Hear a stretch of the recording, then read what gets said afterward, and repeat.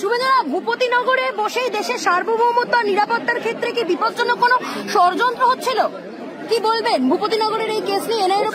বোমা তৈরি করা ছিল আরডিএক্স এবং জিলোটিন, এর বাইরেও কয়েকটা দেহ গায়েব করেছে যার প্রমাণ এখনো কেউ পায়নি।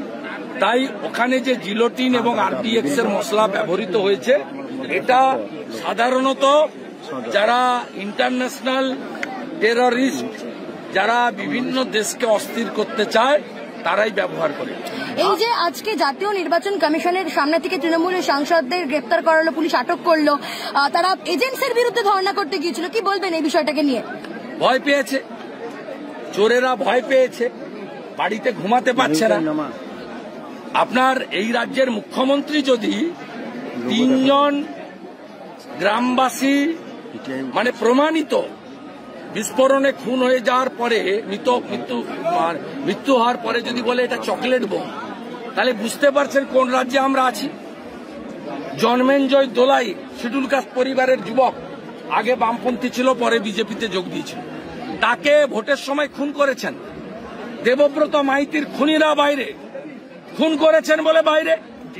ওই হরিপুরের বা ভেকুটিয়ার কোন তৃণমূল নেতা তো বাইরে নয়। যারা খুনি, যারা অভিযুক্ত, যারা সন্ত্রাসী, তাদের বিরুদ্ধেই কোর্টের নির্দেশে তদন্তকারী সংস্থা কাজ করছে। আপনার পুলিশের নিরপেক্ষতা নেই, তাই সিবিআই এনআইএ কে হ্যান্ডওভার করছে কেস কোর্টে।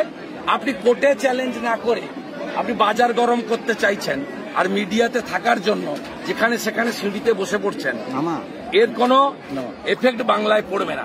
বাংলার জনগণ অপেক্ষায় আছে কবে মাপলারের পরে হাওয়াই চটি ভিতরে যাবে।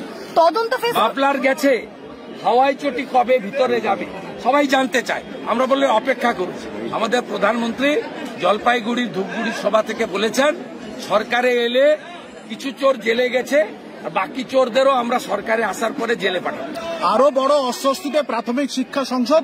রাজাশেখর মান্থা মাননীয় বিচারপতি প্রায় 60,000 চাকরি বাতিল করার হুঁশিয়ারি দিলেন। মন্তব্য, একটা অবজারভেশন বা কমেন্ট জাজের করার উত্তর দিতেন, যখন ফাইনাল জাজমেন্ট আসবে তখন সন্দেশখালী। এবং সবাই তো নয়, কিছু ভুয়া চাকরি তো হয়েছে, সংখ্যাটাও কম নয়। আমি দাবি করব এই ভুয়া চাকরি প্রাপ্তদের নির্বাচনের কাজে যেন ইলেকশন কমিশন না লাগে। সন্দেশখালীতে ফের আক্রান্ত পুলিশ কনস্টেবলকে সেখানে ধারালো অস্ত্র দিয়ে রড দিয়ে আঘাত করা হলো। চলুন আমি